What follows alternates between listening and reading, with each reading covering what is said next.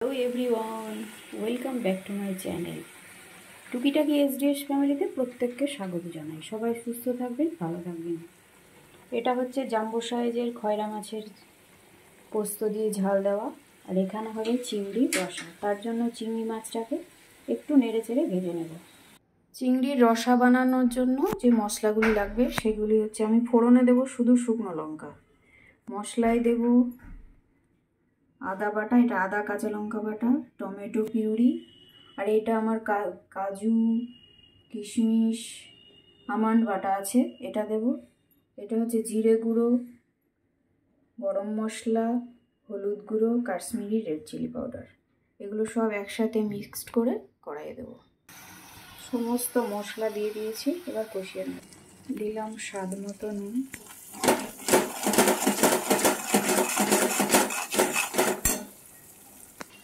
কষানো হয়ে গেছে, এবার দিয়ে দেবো গরম জল।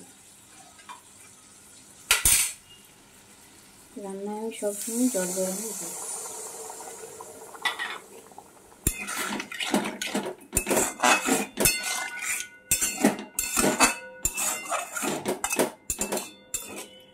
গরম জলে স্বাদটা অনবদ্য হয়।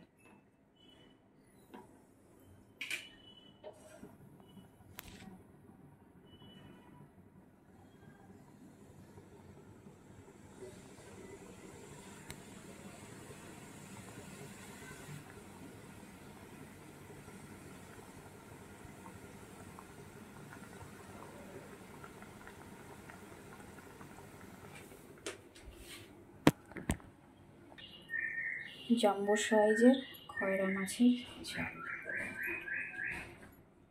দুর্দান্ত হয়েছে দেখতে। পরে রেসিপিটা শেয়ার করে দেবো।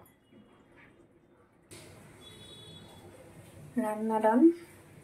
চিংড়ির রসা কি দারুণ কালার হয়েছে দেখছেন।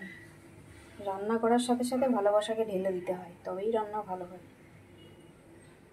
রান্নার চিংড়ির রসাটি যদি ভালো লেগে থাকে একটা লাইক করবেন, আর আরও ভালো লেগে থাকলে একটা সাবস্ক্রাইব করবেন, তার জন্য অনুরোধ রইল। Bye bye.